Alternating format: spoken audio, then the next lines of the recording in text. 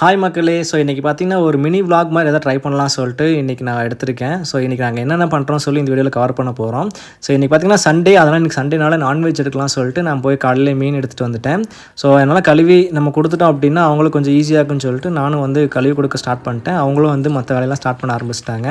So நான் வந்து மீன் வந்து ஸ்லைஸாக கட் பண்ணித்தாங்கன்னு சொன்னால் அவங்க ரொம்ப ஸ்லைஸாக கட் பண்ணி கொடுத்துட்டாங்க. பட் நல்லாவும் இருந்துச்சு. ஸோ ஒரு வேளை எல்லாம் கழுவியாச்சு. கழுவி அவங்க கையில் கொடுத்துட்டோம். ஸோ அவங்களும் வந்து மீன் குழம்பு வைக்க ரெடியாக ஸ்டார்ட் பண்ணிட்டாங்க எல்லாத்தையும். ஸோ அப்புறம் பார்த்தீங்கன்னா, இந்த டைமில் வந்து இவங்க குழம்பு செய்கிற கேப்பில் நம்ம கொஞ்சம் மீன் வறுவலுக்கு வந்து நம்மளும் மசாலா ரெடி பண்ணி கொடுத்துடலாம்னு சொல்லி ரெடி பண்ணும்போது என் பையன் எந்திரிச்சிட்டான். ஸோ அவனையும் போயிட்டு கொஞ்சம் சமாதானப்படுத்திட்டு அப்புறம் மீன் வறுவலுக்கு வந்து மசாலாவெல்லாம் கலக்கி அவங்களுக்கு வந்து எடுத்து கொடுத்துட்டேன்.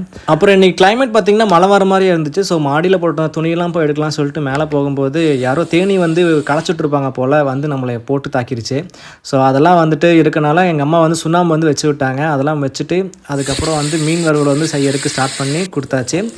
அப்போ நல்லா சூடான சாப்பாட்டில் வந்து மீன் குழம்பு ஊற்றி அது கூட வந்து நம்ம எடுத்து வச்சிருந்த வறுவலை போட்டு ஒரு வழியாக வந்து மதிய சாப்பாட்டை வந்து முடிச்சு விட்டாச்சு.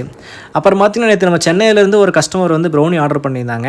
ஸோ அவங்களுக்கு வந்து 1/4 kg வந்து ஆர்டர் பண்ணியிருந்தாங்க. ஸோ அவங்க வந்து ஃபஸ்ட் டைம் ஆர்டர் பண்ணுறேன், நல்லா இருந்துச்சுன்னா கண்டிப்பாக நாங்கள் ஆர்டர் பண்ணணும்னு சொல்லியிருந்தாங்க. அதனால் அவங்களுக்கும் பார்த்திங்கன்னா ராகி ப்ரௌனி வந்து கேட்டிருந்தனால நாங்கள் வந்து செய்யறதுக்கு ஸ்டார்ட் பண்ணிட்டோம். ஸோ அடுத்த வேலையை வந்து அதை மேலே வந்து நட்ஸ் எல்லாம் போட்டு அவங்களுக்கு வந்து ரெடி பண்ணி இன்றைக்கி வந்து பார்சல் பண்ணுறது கொடுத்தாச்சு.